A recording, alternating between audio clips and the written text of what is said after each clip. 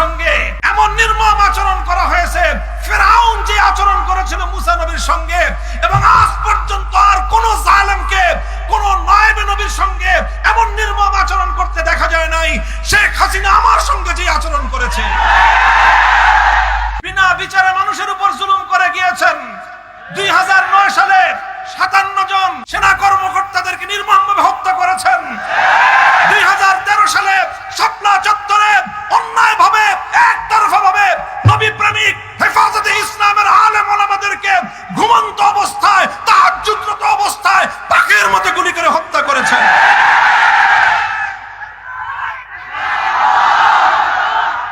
চিন্তা করতে পারেন, চিন্তা করতে পারেন বৈষম্যটা কোথায়? হে দেশবাসী, দেশের কর্ণধার, রাজনৈতিক নেতৃবর্গ, দেশের প্রশাসন, রাষ্ট্রযন্ত্রে যারা আছেন, খুব ভালো করে শুনে রাখেন। দেখেন 2013 সাল যাদের মনে আছে, একটু অতীতের সেই আজ থেকে 11-12 বছর আগের স্মৃতির পাতাটা একটু উল্টান। প্রথমে চলেন শাহবাগের মোড়ে যাই। একদিকে পিজি হাসপাতাল, বঙ্গবন্ধু শেখ মুজিব মেডিকেল কলেজ হাসপাতাল নাম দিয়েছে পরবর্তীতে। আরেকদিকে বাংলাদেশের সবচেয়ে বড় আপনার এই ডায়াবেটিক্সের হাসপাতাল বারডেম। একদিকে বাংলাদেশের 1 নম্বর কেন্দ্রীয় জাতীয় জাদুঘর। এই রকম 3টা গুরুত্বপূর্ণ জায়গার ঢাকার মধ্যে গুরুত্বপূর্ণ একটা মোড়। সেই জায়গায় দিনের পর দিন না, মাসের পর মাস, রাত দিন 24 ঘন্টা পর্যন্ত নর্তকীরা নাচলো, গাইলো, অশ্লীলতার প্রদর্শন করলো। সেখান থেকে আমার নবী মুহাম্মদ আরবি সাল্লাল্লাহু আলাইহি ওয়াসাল্লামের ইজ্জত নিয়ে ছিনিমিনি খেললো। এগুলো করে তারা কি পেল? তারা পেল রাষ্ট্রের পক্ষ থেকে পুরস্কার। আমার নবীকে অকথ্য ভাষায় গালিগালাজ করলো ব্লগার রাজীব হায়দার। তাকে তিনি ঘোষণা দিলেন দ্বিতীয় প্রজন্মের প্রথম মুক্তিযোদ্ধা। নবীজিকে গালি দিয়ে প্রধানমন্ত্রীর চেয়ার থেকে সে পেল প্রথম মুক্তিযোদ্ধার স্বীকৃতি। তারপরে তাদেরকে 2 বেলা করে বিরিয়ানি সাপ্লাই দেওয়া হলো। এইভাবে মাসের পর মাস ঢাকার শহরের প্রাণ কেন্দ্রটাকে অচল করে রাখলো। কেন? তারা সুযোগ পেল, কারণ তারা ইসলাম বিরোধী ছিল। কেন তারা সুযোগ পেল? কারণ তারা আল্লাহর নবীর বিরুদ্ধে বিষোদ্গার করত।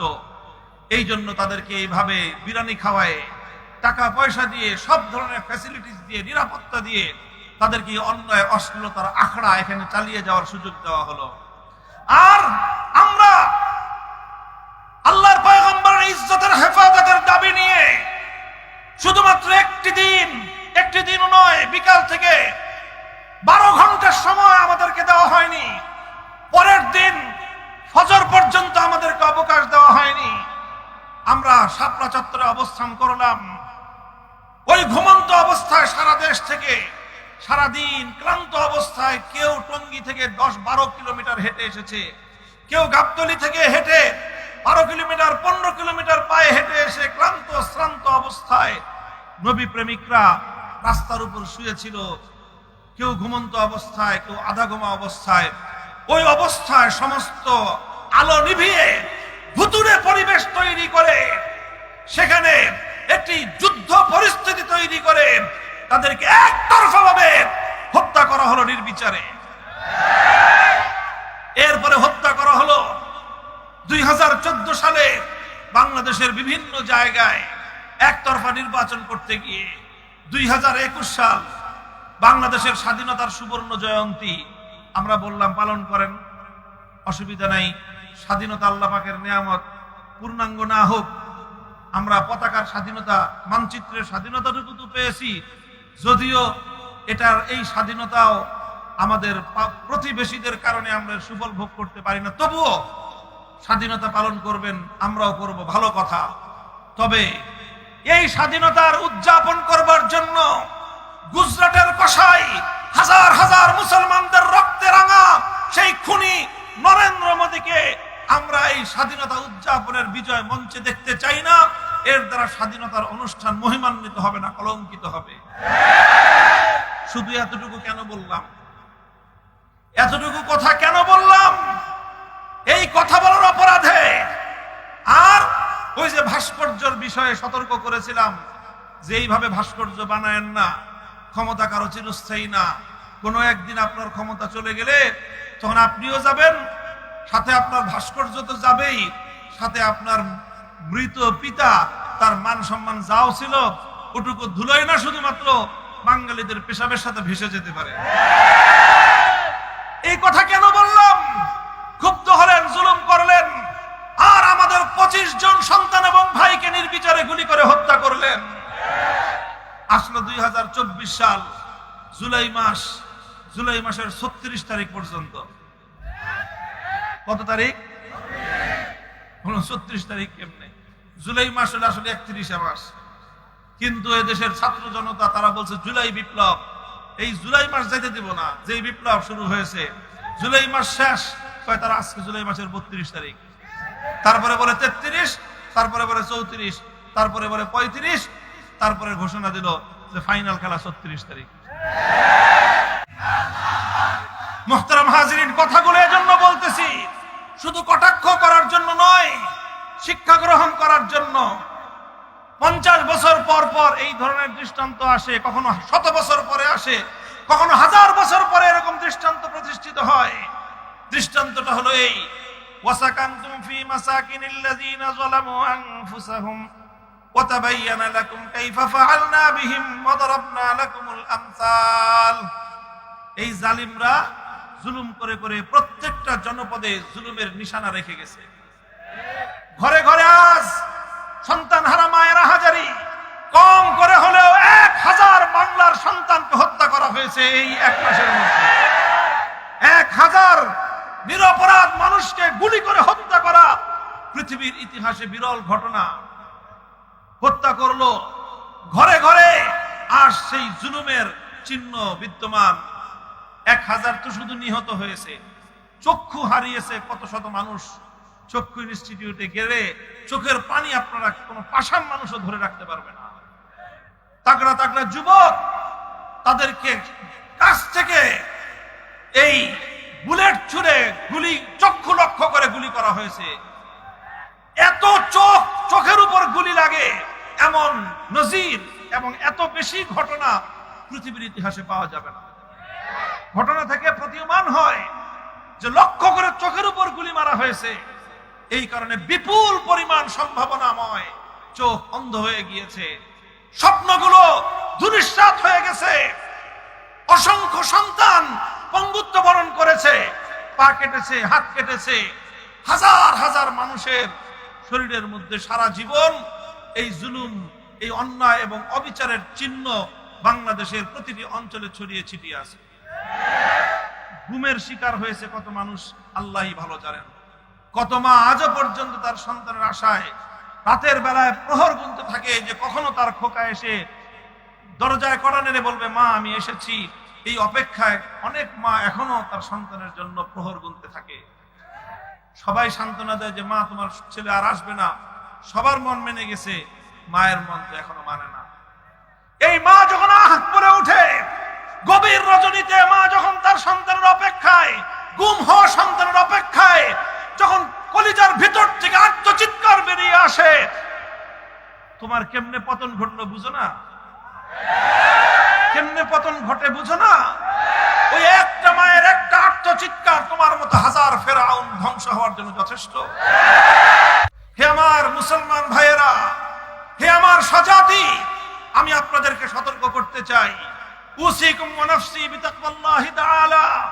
আমি আপনাদেরকে এবং আমাকে, আমার স্বজাতি, আমাদের সকলকে এই বিষয়ে সতর্ক করতে চাই। খবরদার, খবরদার, জুলুম করবেন না, জুলুম করবেন না।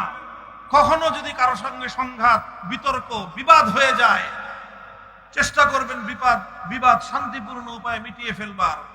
যদি নাই মিটে, সংঘাত যদি অনিবার্য হয়ে দাঁড়ায়, প্রয়োজনে মজলুম হবেন, জালেম হবেন না। প্রয়োজনে মজলুম হবেন, জালেম হবেন না। মজলুম হয়ে যদি আপনি ক্ষতিগ্রস্ত হন, বিনিময় আল্লাহ দিবেন।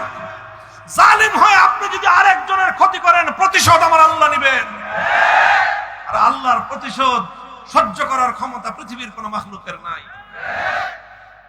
মুহতারাম হাজিরিন, আল্লাহ সে কথাই বলছেন, ওয়াকাদ মাকারু মাকরাহুম ওয়া ইনদাল্লাহি মাকরুহুম ওয়া ইন কানা মাকরুহুম লিতাযুলা মিনহুল জিবাল। আল্লাহর শপথ করে বলতেছি আমি, কোরআনের এই আয়াত আমি যখন আমার কারাগারে রুদ্ধ থাকা অবস্থায়, বিশেষ করে রাতের অন্ধকারে যখন তেলাওয়াত করতাম, আমার কলিজা কেঁপে উঠতো। এরপরে এই কলিজাটা এত প্রশান্ত হতো। আমার আল্লাহ বলছেন যে তারা ষড়যন্ত্র করে, আর আল্লাহ সেই ষড়যন্ত্রের প্রতি উত্তর দেওয়ার জন্য আল্লাহ প্রস্তুতি নেন। যদিও তাদের ষড়যন্ত্র এমন হয়, ওয়া ইন কানা মাকরুহুম লিতাযুলা মিনহুল জিবাল, পাহাড়কে তারা আপন জায়গা থেকে হটিয়ে দেওয়ার মতো কুটিল ষড়যন্ত্র হোক না কেন, সকল ষড়যন্ত্র নস্যাৎ করার জন্য মালিক একজন আছেন, নাম কি? আল্লাহ। আল্লাহ তাদের সকল ষড়যন্ত্র নস্যাৎ করেছেন কি করেন নাই? দিনের পর দিন, মাসের পর মাস আমার সঙ্গে, আমার মতো আরো আলেম ওলামাদের সঙ্গে এমন এমন নির্মম আচরণ করা হয়েছে, ফিরআউন যে আচরণ করেছিল মুসা নবীর সঙ্গে, এবং আজ পর্যন্ত আর কোন জালেমকে, কোন নায়েবে নবীর সঙ্গে এমন নির্মম আচরণ করতে দেখা যায় নাই। শেখ হাসিনা আমার সঙ্গে যে আচরণ করেছে,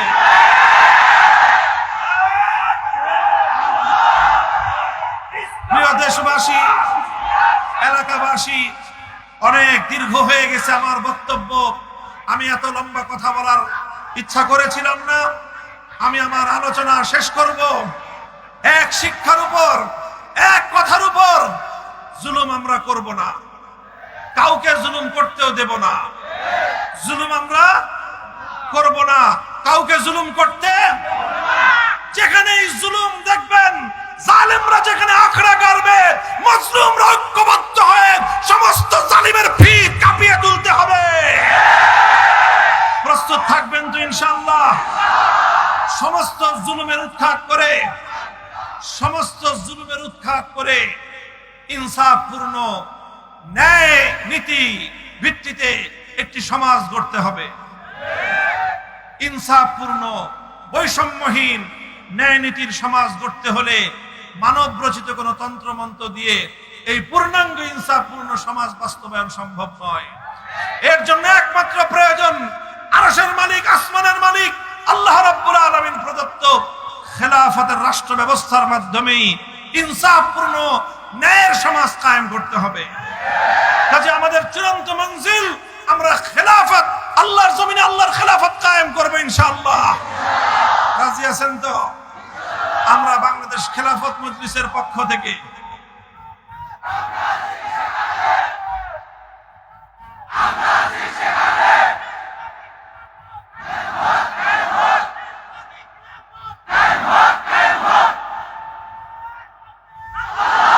বাংলাদেশ খেলাফত মজলিস, যুবকদের জন্য খেলাফত যুব মজলিস, ছাত্রদের জন্য ছাত্র মজলিস, আমাদের তিনটি শিক্ষা প্রতিষ্ঠান রয়েছে।